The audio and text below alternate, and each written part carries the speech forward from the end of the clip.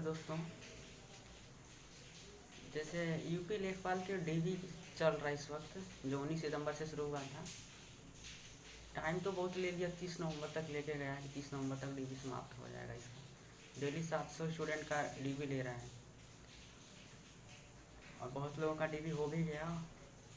मेरा डीवी भी है 10 तारीख को, 10 अक्टूबर को है, तो मैं 9 अक्टूबर को लखनऊ जाऊंगा।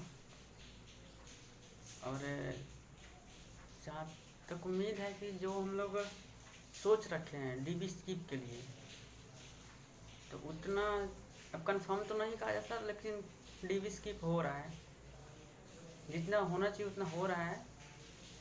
और कुछ लोग ऐसे भी अभी सोच वाले हैं ना, जो बड़े पोस्ट पे कार्यरत हैं, उसके बावजूद भी अपना डीबी करा रहे हैं। सिर्फ इसलिए वो करा रहे हैं कि एक अपॉइंटमेंट लेटर पड़ोसी को दिखाने का काम आ जाए। बाकी उनको ये नहीं पता चल रहा है कि ये एक ज्वाइनिंग लेटर किसी पड़ोसी को दिखाने से तो उतना हमको खुशी नहीं मिलेगा, और न वो पड़ोसी लोग आपको आशीर्वाद देंगे।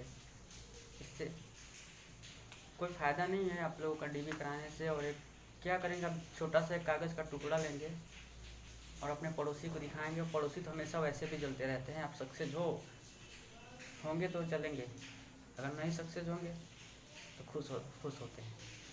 एक कहावत भी है कि काम ऐसा करो कि या तो तुम खुश हो जाओ या फिर पड़ोसी खुश हो जाए। तो पड़ोसी कब खुश होते हैं वो सबको पता है। ये हमारे इंडिया का नियम ही है। पड़ोसी कब खुश होंगे, जब हम फेल होंगे, जब हम असफल होंगे तो हमारे पड़ोसी बहुत खुश होंगे। तो आप ये मत सोचिएगा कि हम उनको और ज्वाइनिंग लेटर दिखा देंगे तो खुश हो जाएंगे। वो खुश नहीं होंगे, वो तब भी आपसे उतने ही जलेंगे अंदर। लेकिन हाँ, अगर आप डीवी स्किप करते हैं और किसी आपके जगह पे किसी दूसरे का सिलेक्शन होता है, या मेरा ही मान लीजिए सिलेक्शन होता है, तो मैं ज़रूर दिल से सोचूंगा और धन्यवाद करूंगा आपका कि आपके वजह से मुझे नौकरी मिली। मैं खुद इस सिचुएशन में इस वक्त जी रहा हूँ तो मुझे कुछ नहीं समझ में आ रहा है कि मुझे क्या करना चाहिए और कहाँ जाना चाहिए। मैं खुद अभी 10-15 दिनों से गाज़ियाबाद दिल्ली में काम करके आया हूँ। पैसे इकट्ठा करने गया था ताकि डीवी कराने जाऊँ तो ज़रूरत पड़े तो कहीं अपना रखे रहूँगा, लगेगा। ये मेरा रूम है, इसी में भी भगवान को भी रखा हूँ, किताब को भी रखा हूँ, और इधर किचन है मेरा। एक ही रूम में हम सब कुछ एडजस्ट करके चल रहे हैं। एक स्टूडेंट का दर्द एक स्टूडेंट ही समझेगा कि स्टूडेंट की लाइफ कैसी होती है। प्लीज़, अगर जिनका भी सिलेक्शन हो गया है अगर इससे बड़े पोस्ट पे, तो वो अपना डीवी क्यों करा रहे हैं, क्या कराने से फ़ायदा है उनको। अगर उनको लेखपाल में जॉब करना है तब ठीक है, तब हम उनको मना नहीं कर रहा हूँ मैं। कोई भी उनको नहीं मना करेगा जिनका सपना लेखपाल ही है। लेकिन जब आप बड़े पोस्ट पे कार्यरत हैं और आप अपने पड़ोसी को दिखाने के लिए डीवी करा रहे हैं, तो इतना समझ लीजिए कि अगर आपको विश्वास है कि मैं अपने पड़ोसी को दिखाऊंगा एक ज्वाइनिंग लेटर और तो खुश होंगे और आशीर्वाद देंगे, तो इतना विश्वास रखिए कि अगर आप नहीं कराते हैं और दूसरे मेरे जैसे स्टूडेंट का सिलेक्शन होता है तो उनसे ज़्यादा हम आपका धन्यवाद करेंगे। लेखपाल डीवी में कोई दिक्कत नहीं है। जो भी भौकाल मचाया गया था, एसटीएफ कुछ नहीं है। एसटीएफ ने खुद ऐसे 15 लड़कों का संदिग्ध बना के दे दिया है, 25 लड़कों का, जो खुद वो कुछ नहीं किए। खुद मेरे एक दोस्त को उन्होंने संदिग्ध लिस्ट में डाल दिया है, जो एग्ज़ाम देते वक्त अपना सर भी नहीं ऐसे हिलाया है। तो ऐसे लोगों को एसटीएफ ने पकड़ा है। और रही बात फिंगर की और रेटिना की, तो जब स्कूल वाले ही मिले होंगे तो आप वहाँ पे कैसे मतलब पकड़ लोगे, जब स्कूल वाले खुद उसी लड़के का फिंगर रेटिना लगाकर दूसरे लड़के को बिठा रखा है एग्ज़ाम देने के लिए, तो उसको एसटीएफ कहाँ से पकड़ लेगा जब रेटिना उसी स्टूडेंट का लगाया था। एसटीएफ ने कैसे लड़कों को पकड़ा मैं खुद देख लिया। मेरे खुद एक स्टूडेंट, मेरे दोस्त है, उसने वो लोग संदिग्ध में डाल दिया, जो कि मेरे साथ एग्ज़ाम दिया। उसको कुछ नहीं, बेचारे को कुछ तक सर तक भी नहीं ऐसे हिलाया है। उसको एसटीएफ में डाल रखा, उसको एडमिट कार्ड रोक दिया, ज्वाइनिंग लेटर वो एडमिट इस कार्ड डॉक्यूमेंट वेरिफिकेशन का एडमिट कार्ड उसका छोड़ दिया, नहीं दिया उसको। तो वो गया था वहाँ आयोग में, तो आयोग बोला कि ठीक है, हम लास्ट के दिन आपको कोई सूचना देंगे। ऐसे ऐसे 3-4 लड़के वहाँ पे गए थे, तीनों चारों का यही कहानी था। जो ये बोल रहे हैं कि आप सीसीटीवी कैमरा चेक कर लो स्कूल का, हमने कुछ नहीं किया, सर तक भी नहीं गिराया, फिर भी वो बात मानने को तैयार नहीं है। ऐसे लोगों को एसटीएफ ने पकड़ रखा है। अब हम लोगों को एसटीएफ पे कुछ भरोसा नहीं करना चाहिए, एसटीएफ के बस का बात ही नहीं है ये सब कि वो लोग पकड़ ले। तो जिस तरीके से हमारे स्कूल में चेकिंग हो रहा था, वैसा समझिए चेकिंग कहीं नहीं होता। इतना बेकार घटिया तरीके से चेकिंग कर रहा था वो लोग। किसी का आधार कार्ड है नहीं है, चलो अंदर एग्जाम दे सकते हो। जो मशीन लगा के चेक करते हैं ऐसे ऐसे करके, वो भी प्रॉपर नहीं चेक कर रहा था, ऐसे ही लगाया बोलो जाओ, ऐसे ऐसे चेकिंग हो रहा था। कोई लड़का भी, 1-2 लड़का ने कंप्लेन किया भाई ऐसे क्यों चेक कर रहे हो, तो उल्टा लड़कों को ही डांट पड़ने लगी, पुलिस वाले डांटने लगे चुपचाप अंदर जाओ। डॉक्यूमेंट वेरिफिकेशन में कुछ जो लेके जाना है, मेन रूप से 10th और 12th का सर्टिफिकेट है, और कास्ट सर्टिफिकेट जिनको छूट जाति प्रमाण पत्र और निवास लेना है, वो आप किसी भी वर्ष का ले लो। आपका कल डीबी है और आज का ही बनवा के ले लो तो भी चलेगा, कोई दिक्कत नहीं। दिक्कत केवल ईडब्ल्यूएस में पता नहीं कौन सा डेट निर्धारित कर रखा है, वो आप देख लीजिए और उसके अनुसार बनवा के लेके चले जाइए। बाकी ग्रेजुएशन का या ट्रिपल-सी का या कोई भी इंटर के अलावा कोई भी डिग्री लगाना, ये बेवकूफ़ी है एक तरीके से, टाइम पास होगा, वहाँ पे जाके आपको ही दिक्कत हो सकता है। इससे अच्छा कोई फ़ायदा नहीं है। बहुत लोग ये सोच रहे हैं कि ये सब लगा देने पर ना मेरी सीनियरिटी बढ़ जाएगी, कुछ नहीं बढ़ेगा सीनियरिटी। सबको एक ही लेवल में रखेगा। जिस दिन आपको प्रमोशन मिलेगा उस दिन आपका खुद ही वो मांग लेगा कि हाँ मुझे ग्रेजुएशन का सर्टिफिकेट दीजिए या फिर ट्रिपल-सी का सर्टिफिकेट दीजिए। तो होशियार बनने की ज़रूरत यहाँ पे नहीं है। यहाँ पे कोई ज़रूरत नहीं कि आप ग्रेजुएशन का सर्टिफिकेट लगाओ या किसी चीज़ का लगाओ। मैं खुद नहीं, मैं सोचा था कि लगाऊंगा, पर आयोग से मेरा एक दोस्त डीबी करा के आया तो बताया कि यार ये सब लगाना बेवकूफ़ी है, तो मैंने भी हटा दिया सब कुछ। और प्रपत्र जो भरने हैं वो या तो हिंदी में भर लो या तो इंग्लिश में भर लो, उसमें भी कोई प्रॉब्लम नहीं है। और जो नहीं समझ में आ रहा है उसको छोड़ दीजिए, आप वहीं पे जाके किसी स्टाफ से पूछ के या किसी जो भी वहाँ पे होंगे उससे पूछेंगे तो आराम से आपको समझा देगा, बता देगा, भर लेंगे। वहाँ भी जल्दी आने की कोई ज़रूरत नहीं है।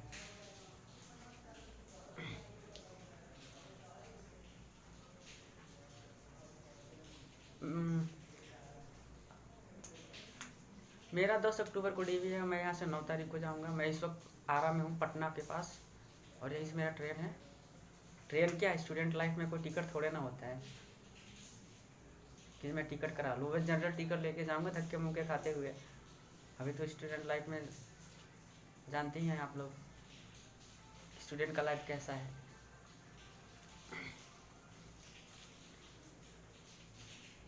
तो प्लीज़ भाई लोग, जिनका भी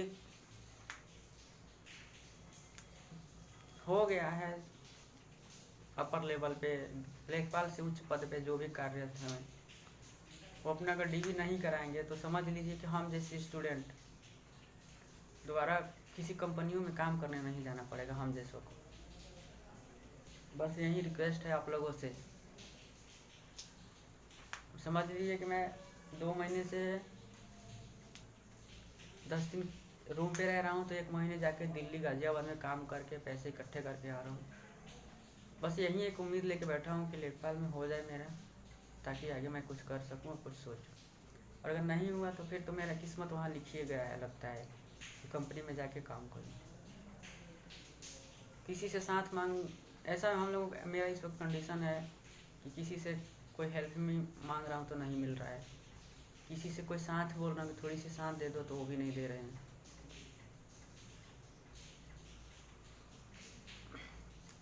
यही कहानी है, ये कहानी सिर्फ मेरा नहीं है, ये हर स्टूडेंट का कहानी है जो आखिरी उम्मीद लेके बैठा है।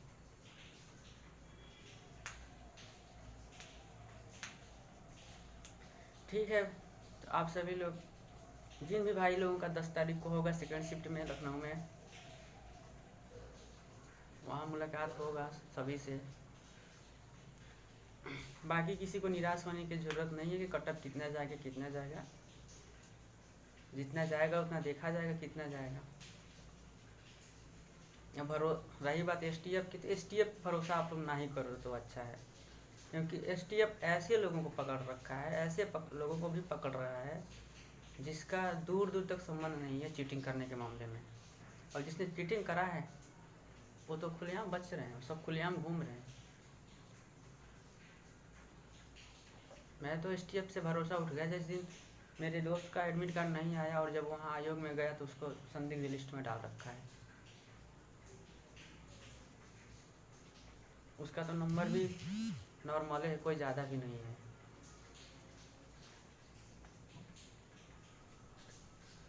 प्लीज़ भाई लोग जो भी वीडियो देख रहे हैं कृपया सपोर्ट करें हमको भी, हमारा भी चैनल सब्सक्राइब करिए। आप लोग थोड़ी सी सपोर्ट कर देंगे तो कंपनी में काम करने से मैं बच सकता हूँ। नहीं तो मैं 12-12 घंटे काम कर के आया हूँ। और काम मैं सिर्फ इसलिए छोड़ के आ गया हूँ कि मेरा वहाँ पे ये दोनों फिंगर अंगूठे जो है इसका चमड़ा बिल्कुल ही उधड़ गया था।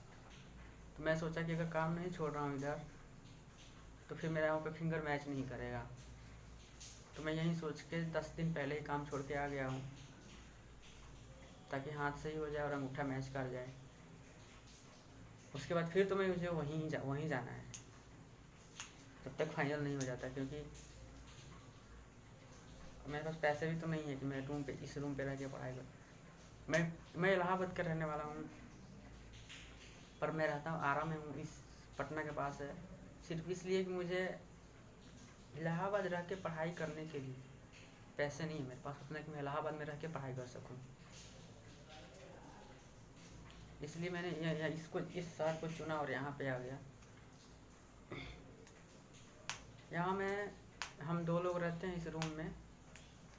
1600 रुपये इस रूम का किराया है, 800 किराया हो जाता है। कुल मिला के मैं 1600-1700 में अपना ज़िंदगी बिता देता हूँ, मतलब 1 महीना। किसी महीने में अगर तबीयत ख़राब हुआ तबे 2000 पहुँचता है, नहीं तो इतने में ही गुजारा कर लेता हूँ किसी तरीके से। ऐसा नहीं कि मेरे पिताजी लोग पैसा नहीं देते, भैया लोग पैसा नहीं देते, सब पैसे देते हैं पर जितना घर में है उतना ही तो देंगे, ज़्यादा थोड़े ना। चलिए भाई लोग तब सपोर्ट कीजिए, सब्सक्राइब कीजिए मेरे भी चैनल को। बाकी अगर सक्सेस हो जाते हैं तब हम भी अपना कहानी आप लोगों को डिटेल से बताएंगे और मैं भी बताऊंगा कि मेरा पीटी में कितना नंबर था और कितना नंबर लेखपाल में है और कितना नंबर मेरा सप्लाई इंस्पेक्टर में था जिसमें मेरा मेरिट नहीं बन पाया। बाकी इस साल का मैं पीटी का एग्ज़ाम तो दे ही नहीं रहा हूँ, क्योंकि एग्ज़ाम क्या दूँ यार। मैं तो खुद कह रहा हूँ कि लेखपाल का पेपर देके मैं फंस गया हूँ। उसकी वजह से मेरा दो क्या फरवरी से मेरी पढ़ाई बंद है, पढ़ाई नहीं कर पा रहा हूँ। फरवरी में मम्मी का ऑपरेशन कराना पड़ गया, उधर मेरा टाइम लॉस हो गया और उधर बीच में ही मेरा सीजीएल का मेंस का एग्ज़ाम था, शायद 5 मार्च को था बनारस में। और मैं मेंस में मेरा अच्छा नंबर था, बस जो एक पासिंग सब्जेक्ट डाल दिया ना कंप्यूटर, तो मेरा कंप्यूटर में मेन बात मैं मम्मी के ऑपरेशन में फंस गया और मैं पढ़ाई नहीं कर पाया। बाकी मार्क्स सही था, उतना मेरिट भी बन जाता, बस मैं कंप्यूटर में पास नहीं हो पाया।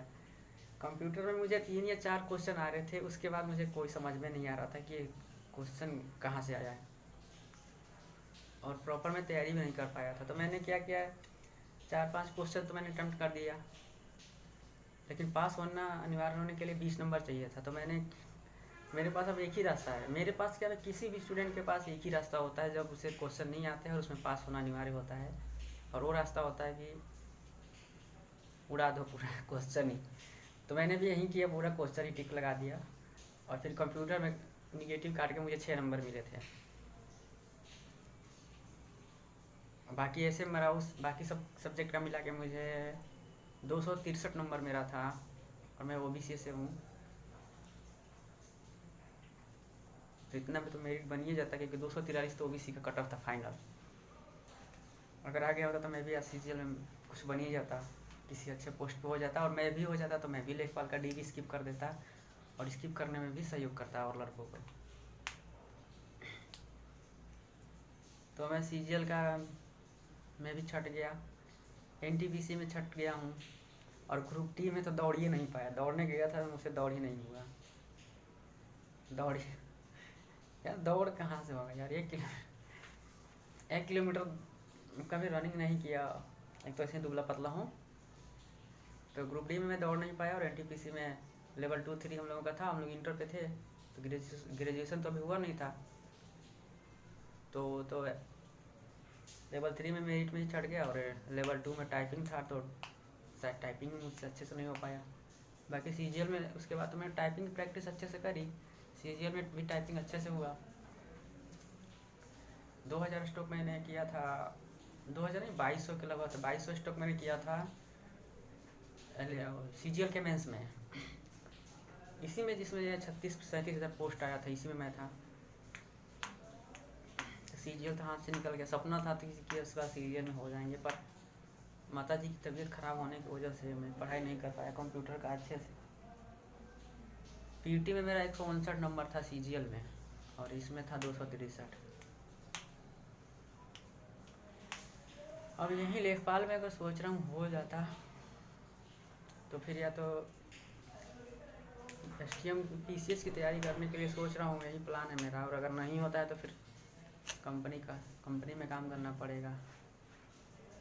बाकी रो आर ओ का जो उत्तर प्रदेश वाला आ रहा है, उसमें मैं सोच रहा हूँ कि ऑनलाइन करा लूँ। उसके बाद पैसे तो है नहीं कि क्लास ले सकूँ, कोई अगर ऐसा मिल जाए आदमी ना यूट्यूब पर कहीं पे भी